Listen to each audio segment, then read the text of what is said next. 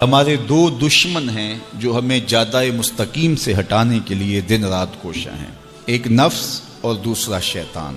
نفس اور شیطان دونوں دشمن ہمیں راہ حق سے ہٹانے کے لیے دن رات جد و جہد میں ہیں اور ہمارے خلاف مساعی جد و جہد اور محنت کر رہے ہیں۔ ان میں جو نفس ہے وہ بڑا دشمن ہے یا شیطان بڑا دشمن ہے؟ عمومی طور پہ تو یہ کہا جاتا ہے کہ شیطان نے ہمیں ورغلا دیا، لیکن شیطان جب خود ورغلایا گیا، شیطان جب شیطان بنا تو اس وقت کوئی دوسرا شیطان تو نہیں تھا جس نے شیطان کو ورغلایا، وہ نفس تھا جو شیطان کو بھی شیطان بنا۔ نفس نے اندر سے سر اٹھا کے کہا تھا نا، انا خیر منہ، میں بہتر ہوں، اور باقاعدہ دلیل کھڑی کر لی اس کے نفس نے، خلقتنی من نار وخلقتہ من طین، مجھے تو نے آگ سے پیدا کیا ہے، اسے تو نے مٹی سے پیدا کیا۔ مٹی افضل نہیں ہوتی، مفضول ہوتی ہے، اور آگ اٹھتی ہے اوپر کو جاتی ہے، یہ افضل ہے، لہٰذا افضل مفضول کو سجدہ کیسے کرے، میں سجدہ نہیں کروں گا۔ باقاعدہ اس کے نفس نے ایک دلیل تراشی۔ اللہ اگر چاہتا اس کی دلیل کے بخی اور دھیڑ کے رکھ دیتا، لیکن اللہ تعالیٰ نے اس کی دلیل کا جواب دینے کی بجائے کہا جا میرے دربار سے نکل جا۔ اس نے کہا مالک مجھے مہلت دے دے، کہا جا قیامت تک تجھے مہلت۔ اللہ اکبر۔ تو اب شیطان کو شیطان بنانے والا نفس ہے جس نے اندر سے کھڑے ہو کے کہا انا خیر منہ، میں بہتر ہوں۔ اس میں نے شیطان کا بیڑا غرق کر، انانیت اسے کہتے ہیں، انا خیر منہ، اس سے انانیت ہے، میں بہتر ہوں۔ ایک بزرگ تھے، انہوں نے ساری زندگی اپنی زبان پہ لفظ میں نہیں آنے دیا۔ وہ فرماتے تھے یہ وہ لفظ ہے جس نے شیطان کا بیڑا غرق۔ تو وہ اس مفہوم کو ادا بھی کرنا چاہتے تو بالفاظ دیگر کر۔ کسی نے سنا کہ فلاں شخص ہے، اس کی زبان پہ کبھی میں کا لفظ نہیں آیا، تو اس نے کہا لو اس کی زبان پہ یہ لفظ کیوں نہیں آیا، میں جاتا ہوں اور ان کی زبان پہ یہ لفظ آئے ہی آئے۔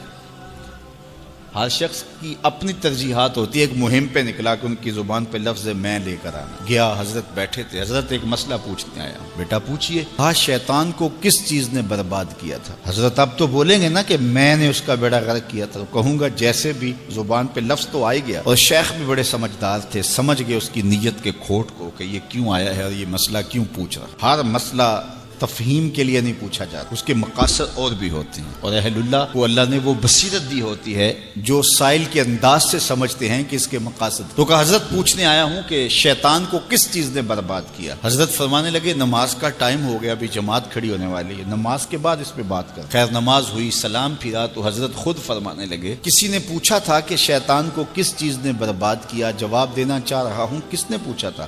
جھٹ کھڑا ہو گیا میں نے۔ کہا بس اسی نے اس کا بیڑا غرق کر دیا۔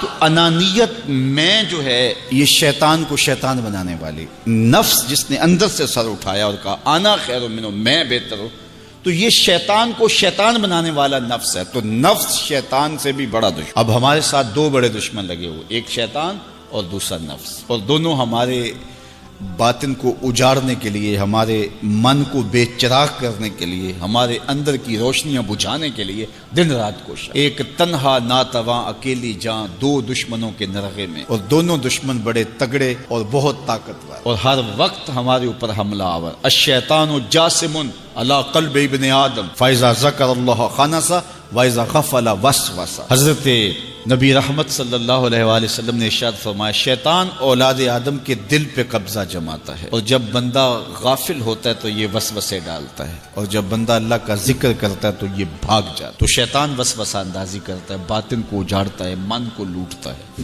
نفس اور شیطان دو بڑے دشمن تھے جو ہمیں جادہ مستقیم سے بہکانے کے لیے دن رات کوشاں تھے۔ اب اللہ کا کرم دیکھیے، اذا دخل رمضان سلسلۃ الشیاطین، جب ماہ سیام جلوہ فراز ہوتا ہے تو شیاطین جکڑ دیے جاتے ہیں۔ جو ہی ماہ سیام شروع ہوتا ہے، چاند طلوع ہوتا ہے تو شیاطین جکڑ دیے جاتے ہیں، پورا مہینہ وہ آزاد نہیں رہتے، جکڑ دیے جاتے۔ سلسلۃ الشیاطین، یہ جو مسجدوں کے دروازے کھل گئے، جہاں 1.5 صف ہوتی تھی وہاں 5 صف تراویحوں میں ہیں، تو یہ شیطان کے بند جانے کی وجہ سے۔ لیکن مہنگائی کا طوفان ہے، بد نگاہی ہے، بد تہذیبی ہے، جھوٹ ہے، دیگر امور بد بھی جاری ہیں، یہ نفس کے موجود ہونے کی۔ نیکی کا ماحول پیدا ہوا یہ شیطان کے بند جانے کی وجہ، لیکن ہماری برائیاں بدستور موجود ہیں یہ نفس کے موجود ہونے کی وجہ سے۔ اب ہمارے لیے آسانی یہ ہو گئی کہ دو دشمن تھے جن کا ہمارے سے مقابلہ تھا، ایک نفس اور دوسرا شیطان۔ ہمارے لیے یہ سہولت ہو گئی کہ ہمارا ایک دشمن باندھ دیا گیا۔ اب دشمن ایک ہے جس سے ہم نے ماہ سیام میں، اور وہ دشمن کون سا ہے؟ نفس۔ اب نفس کا مقابلہ اتنا آسان بھی نہیں، یہ بہت ڈاڈا دشمن ہے، اندر کا دشمن ہے، گھر کا بھیدی ہے۔ باج فقیراں کسے نہیں ماریا، باہو ظالم چور اندر داہو۔ یہ بڑا سخت اور بڑا شدید قسم کا دشمن ہے۔ یہ اس کی چالیں بہت باریک، شیطان کی چالیں بھی بڑی باریک ہیں اور نفس کی چالیں اس سے بھی زیادہ باریک۔ اب کیسے مقابلہ کریں گے؟ شیطان بھی ہماری متاع عمل کو لوٹنا چاہتا ہے، حتیٰ کہ ہمارے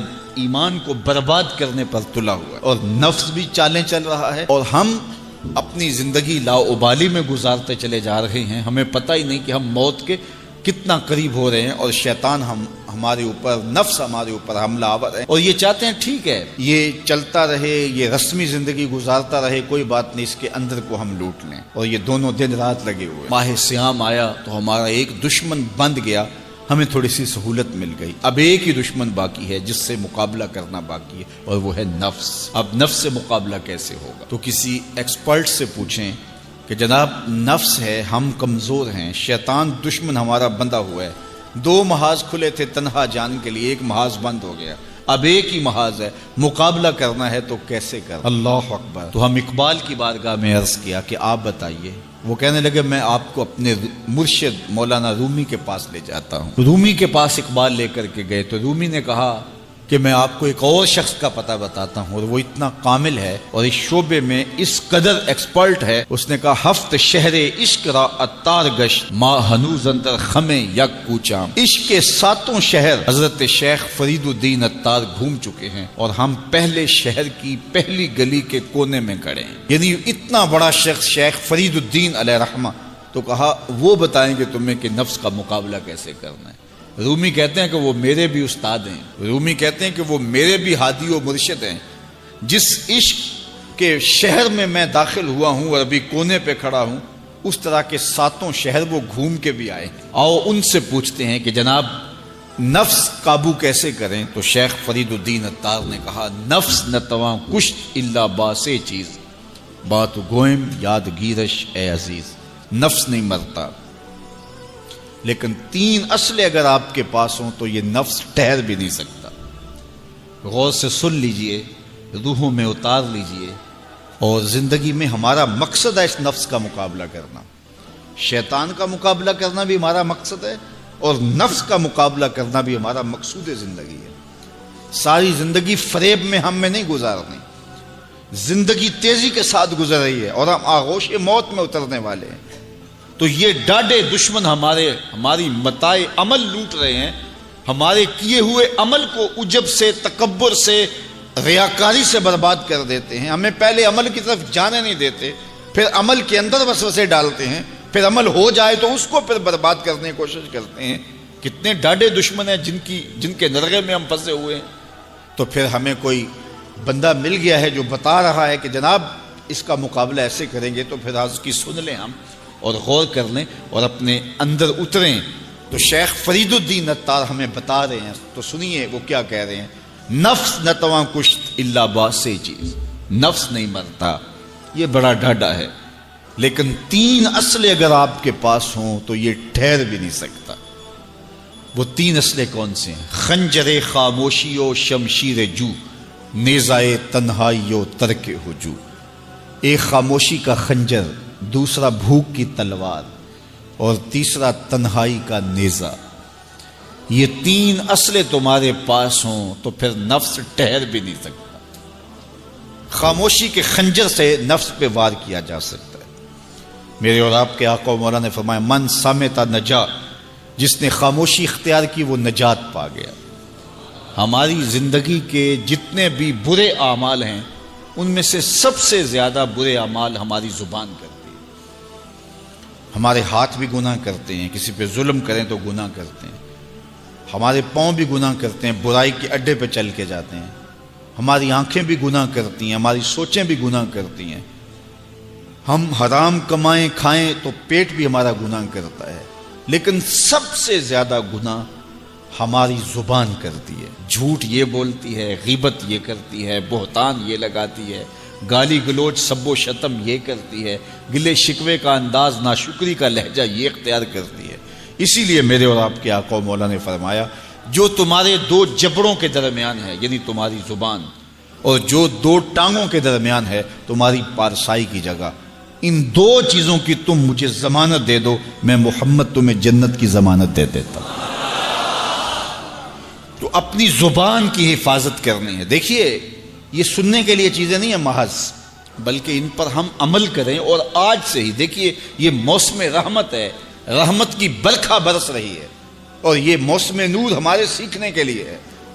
تو ہم اپنے نفس کو کیسے قابو کریں گے؟ دو دشمن تھے، ایک بندھا ہوا ہے، چھوٹ کے کچھ نہیں کر سکے گا اگر نفس کو قابو میں کر لیا، اور اگر ہم نفس کنٹرول نہ کر سکے وہ تو جہنم کی آگ میں اور زنجیروں میں جکڑا ہوا پیچو تاب کھا رہا ہے کہ یہ جو ٹوپیاں پہنے ہوئے مسجدوں میں جاتے ہو نا، میں عید کے دن نپٹ لوں گا تم سے، وہ تو اور نفس کے ساتھ مل کے ہمارا بیڑا غرق کرے گا اور ہمیں اور دور کر دے گا، اور ہماری باطنی اساس اور بنیاد اور کمزور کر دے گا۔ اس لیے ضرورت ہے کہ ہم اپنے نفس کو ان دنوں کے اندر کمزور کریں۔ اس کا پہلا نسخہ کیا ہے؟ خاموشی کا خنجر۔ آپ جب خاموشی اختیار کریں گے، زبان کو صرف ضرورت کے لیے استعمال کریں گے، تو پھر نتیجہ کیا ہوگا کہ آپ کے گناہ بہت کم ہوں گے، جھوٹ کم ہوگا، غیبت نہیں ہوگی، بہتان تراشی نہیں ہوگی، دیگر اعمال جو زبان کے ذریعے سے صادر ہوتے ہیں اور ہم گناہوں میں اضافہ کرتے چلے جاتے ہیں، تو زبان کو اگر کنٹرول میں کر لیں گے۔ اللہ اکبر۔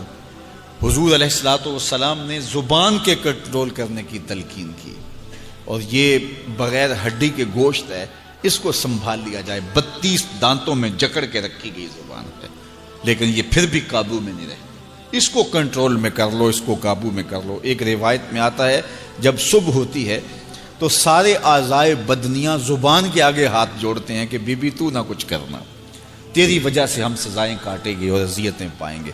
تو زبان کو قابو میں کرنا، اور اس کا علاج کیا ہے؟ خاموشی۔ من صمت نجا، جو خاموش ہوا وہ نجات پا گیا۔ خنجر خاموشی، خاموشی کا خنجر ہو تو نفس کے لیے بہت بڑا وار ہے۔ دوسری بات، شمشیر جو، بھوک کی تلوار۔ بھوک کے ذریعے نفس کشی ہوتی ہے۔ نفس کا مقابلہ بھوک سے ہم کر سکتے ہیں، چونکہ جب بھوک ہوگی تو اس وقت بہت ساری خواہشات جو ہیں وہ دم توڑ جائیں گے۔ اللہ کے محبوب علیہ السلام کا ایک فرمان سنیے، بالخصوص نوجوانوں کے نام۔ یا معشر الشباب من استطاع منکم الباء فلیتزوج فإنہ اغض للبصر واحسن للفرج فمن لم یستطع فعلیہ بالصوم فإنہ لہ وجاء۔ فرمایا اے جوانوں کے گروہ، تم میں سے جو نکاح کرنے کی طاقت رکھتا ہے وہ دیر نہ کرے، جلدی نکاح کر لے۔ کیوں کہ نگاہ اور پارسائی کی جگہ کا محافظ ہے، تمہاری نظر کو بھی محفوظ کرے گا اور تمہاری پارسائی، تمہاری عصمت کے جوہر کو بھی محفوظ کرے گا۔ تو اگر کسی کے پاس استطاعت ہے تو وہ نکاح کرنے میں دیر نہ کرے۔ فَإِن لَمْ يَسْتَطِعْ، اور اگر کوئی طاقت نہیں رکھتا، اس کے حالات ایسے نہیں ہیں کہ وہ نکاح کر پائے، فَعَلَيْهِ بِالصَّوْمِ، تو فرمایا وہ کثرت کے ساتھ روزے رکھے۔ فَإِنَّهُ لَهُ وِجَاءٌ، روزے اس کے لیے قاطع شہوات ہیں اور اس کی مشکلیں آسان کرنے والے ہیں۔ تو نوجوانوں کو اگر استطاعت نصیب ہو جائے تو وہ شرم نہ کریں، وہ نکاح کی طرف بڑھیں تاکہ ان کی عصمت کے جوہر کی حفاظت ہو سکے۔ لیکن کسی وجہ سے نکاح میں تاخیر ہے تو پھر وہ کثرت کے ساتھ روزے رکھیں۔ روزوں کی کثرت گناہ سے، شہوات سے، برائی سے، گناہوں سے انسان کو بچاتی ہے۔ تو کثرت کے ساتھ روزے رکھے جائیں، تو روزہ بھوک جو ہے وہ نفس کشی کا ایک مؤثر ترین علاج ہے، اور یہ میرے اور آپ کے آقا و مولا نے بیان فرمایا۔ تو بھوک کی تلوار جو ہے یہ نفس کشی کا ایک مؤثر ذریعہ ہے، اور نفس کا سر کاٹنے کے لیے بھوک کی تلوار ہمیں ہر وقت حمائل کیے رکھنی چاہیے، اور ہر وقت اپنے ساتھ لٹکا کے رکھنا چاہیے۔ کثرت کے ساتھ ہمیں روزے رکھنے چاہیے۔ تیسری بات فرمایا نیزہ تنہائی، تنہائی کا نیزہ۔ جب آپ عمومی طور پہ مجلسی زندگی میں ہوں گے تو بہت ساری خطائیں اور بہت سارے گناہ مجلسی زندگی میں آپ سے سرزد ہوں گے، تو جب آپ تنہائی اختیار کر لیں گے تو بہت سارے گناہوں سے بچ جائیں گے۔ حضرت شاہ نقشبند بخاری علیہ رحمہ فرماتے ہیں کہ فقیر کے لیے سب سے بہتر جگہ اللہ کا گھر مسجد ہے، یا پھر کامل شیخ کی صحبت ہے، یا پھر تنہائی ہے۔ چوتھی جگہ سوائے ہلاکت کے اور کچھ نہیں ہے۔ العافیۃ فی العزلہ، عزلت میں، تنہائی میں عافیت رکھی گئی ہے۔ اس لیے اپنے آپ کو ایسے ہجوم میں، ایسی جگہوں پہ لے جانے سے روکیں، اپنے آپ پر ضبط کریں جہاں نظر پاک نہیں رہتی، جہاں خیال کی پاکیزگی کا سامان نہیں رہتا، اور جہاں آپ کی جو ہے وہ آپ کی زبان محفوظ نہیں رہتی۔ دوستوں کے ساتھ بیٹھیے، آپ عزیزوں رشتہ داروں کے پاس جائیے، ضرور ملاقات کیجیے، لیکن اس کا ایک اعتدال ہونا چاہیے۔ اگر آپ سمجھتے ہیں کہ کسی جگہ جاتے ہوئے، کسی جگہ پہنچ کر آپ کی نظر میں پاکیزگی نہیں رہے گی، خیالات میں گندگیاں گردش کرنے لگ جائیں گی، سوچوں میں آوارگی آنے لگ جائے گی، تو وہ شادی کی تقریب ہو یا کوئی اور تقریب ہو، وہاں جانے سے اپنے آپ کو روک لیں، کیونکہ وہاں جا کے آپ اپنا کوئی فائدہ نہیں کر رہے، اپنا نقصان کرنے جا رہے ہیں۔ تو جہاں آپ کو یقین ہو کہ آپ وہاں اپنے آپ کو بچا نہیں پائیں گے، اپنی حفاظت نہیں کر پائیں گے، تو وہاں سے تنہائی بہتر ہے، وہاں سے عزلت بہتر ہے۔ تو یہ تین چیزیں ہم اگر کر لیں تو یہ نفس کشی کا ایک مؤثر ذریعہ ہے۔ اب ماہ صیام کے اندر اللہ تعالیٰ یہ تینوں چیزیں ہمیں نصیب کرتا ہے۔ ہم زیادہ بولتے نہیں ہیں، روزے سے ہوتے ہیں، بلکہ فرمایا اگر تم سے کوئی شخص بحثے، کوئی الجھے، کوئی لڑائی کرنا چاہے، بدتمیزی کرے، تو اس سے کہو انی صائم، میں روزہ رکھا ہوا ہے۔ اور اسی طرح بھوک تو میسر ہوتی ہی ہوتی ہے۔ اور تیسری بات کہ عزلت بھی میسر ہو جاتی ہے، اس میں آپ ذکر کے لیے، فکر کے لیے، روزے میں آپ تلاوت کلام مجید کے لیے تنہائی اختیار کرتے ہیں۔ تو گویا روزہ ایک ایسی تربیتی ورکشاپ ہے کہ جس کے ذریعے سے آپ کے نفس کی تہذیب ہو جاتی ہے۔ جب نفس قابو میں آ گیا، نفس کنٹرول میں آ گیا، نفس کو آپ نے کمزور کر لیا، تو شیطان چھٹ کے بھی کچھ نہیں کر سکے گا، کیونکہ شیطان ہمارے اوپر حملہ کرتا ہے نفس کے ذریعے سے۔ باہر کا دشمن ہے اور نفس اندر کا دشمن ہے۔ ہمارے دیہاتوں میں چوری ہو جائے نا تو بوڑھے بزرگ مل کے بیٹھ جاتے ہیں کہ بتاؤ چوری کیسے ہوئی، تو ایک نقطے پہ سارے متفق ہوتے ہیں، اور وہ نقطہ یہ ہوتا ہے کہ کوئی اندر کا بھیدی ضرور ہے۔ جب تک کوئی اندر کا بندہ نہیں تو باہر سے کوئی آ کے از خود چوری نہیں کر سکتا، تو کوئی اندر کا بندہ ضرور موجود ہے۔ نفس اندر کا بھیدی ہے اور شیطان باہر سے آ کر حملہ آور ہونے والا ہے۔ اس لیے شیطان کو اندر آنے کا موقع نفس دیتا ہے۔ نفس کو ہی کمزور کر لیجئے، وہ آپ کا ساتھی بن جائے، نفس امارہ، نفس مطمئنہ بن جائے، اور وہ نفس جو برائی کا حکم دیتا ہے وہ نفس امارہ کہلاتا ہے۔ اور جب وہ کثرت ذکر سے، عبادت سے نفس مطمئنہ بن جاتا ہے تو پھر وہ شیطان کے لیے رکاوٹ کا ذریعہ بن جاتا ہے اور آپ کی زندگی محفوظ ہو جاتی ہے۔ اور یہ ہمارا کام ہے، یہ ہمارے کرنے کا وظیفہ ہے۔ دیکھیے حضرت انسان کو اللہ نے اختیار دیا، زندگی دی، فہم دیا، ادراک دیا، گناہ کی قوتیں اور نیکی قوتیں ساری اس کے ساتھ لگی ہوئی ہیں۔ اس نے صرف ایک لا ابالی شخص کی طرح زندگی نہیں گزارنی کہ جو سامنے آ گیا کھا لیا اور جو زبان پہ آ گیا بول دی، ایسا نہیں ہے۔ یہ تو انسان ہے، اس کو تو اپنی زندگی کی راہیں خود متعین کرنی ہے کہ میری دنیا آخرت کے لیے نفع بخش کیا چیز ہے اور نقصان دہ کیا چیز ہے۔ انا ہدیناہ السبیل اما شاکرا و اما کفورا، کہ ہم نے اس کو دونوں راہیں دکھا دی، وہدیناہ النجدین، اس کو پتہ ہے یہ اچھائی ہے، یہ برائی ہے، اس نے اس سے اجالنا ہے اپنے اندر کو اور اپنے باطن کو سنوارنا ہے۔ تو ماہ صیام ہمارے لیے موسم رحمت اور موسم نور ہے، جو ہمارے اندر کی روشنی کا سبب اور ذریعہ ہے۔ تو آئیے یہ موسم اللہ نے ہمیں نصیب کیا، قرآن مجید کی کثرت سے تلاوت کریں، نفس کمزور ہوگا، تنہائی اختیار کریں، نفس کمزور ہوگا، اپنی زبان پہ قابو کر لیں، نفس کمزور ہوگا، بھوک تو ہم روزے کی وجہ سے کاٹتے ہی کاٹتے، نفس کمزور ہوگا۔ اب شیطان چھٹ کر بھی عید کے دن ہمارا کچھ بگاڑ نہیں سکے گا اگر ہم نے اپنے نفس پہ قابو پا لیا، اور اگر نفس پہ قابو نہ پا سکے تو شیطان تو پھر پیچ و تاب کھا رہا ہے، اور وہ ہمارے اوپر پھر اور زور و شور کے ساتھ حملہ ہوگا اور ہماری متاع عمل کو لوٹ لے گا۔ تو پھر کیا فائدہ ہوا کہ سارے مہینے کی محنت کی، عید کے دن، عید سے 4-5 دن بعد ہم نے لٹا دی، تو فائدہ کیا ہوا؟ اللہ نے اس عورت کی مثال بیان کی ہے قرآن میں جس کا توازن ذہنی ٹھیک نہیں تھا، اور وہ سارا دن سوت کاٹتی رہتی تھی اور شام کو اپنے ہاتھوں سے توڑ دیتی تھی۔ تو کہا کہیں ایسا نہ کرنا کہ تم بھی اس عورت کی طرح ہو جاؤ کہ اپنے ہاتھ سے کاتا ہوا سوت اپنے ہاتھوں سے ہی توڑ دو۔ پورا مہینہ بھوک کاٹی، پیاس کاٹی، تکلیفیں گوارا کی، اور شام کو جو ہے وہ اپنے ہاتھ سے ہی وہ سوت کاٹنے والی خاتون سوت توڑ دیتی ہے۔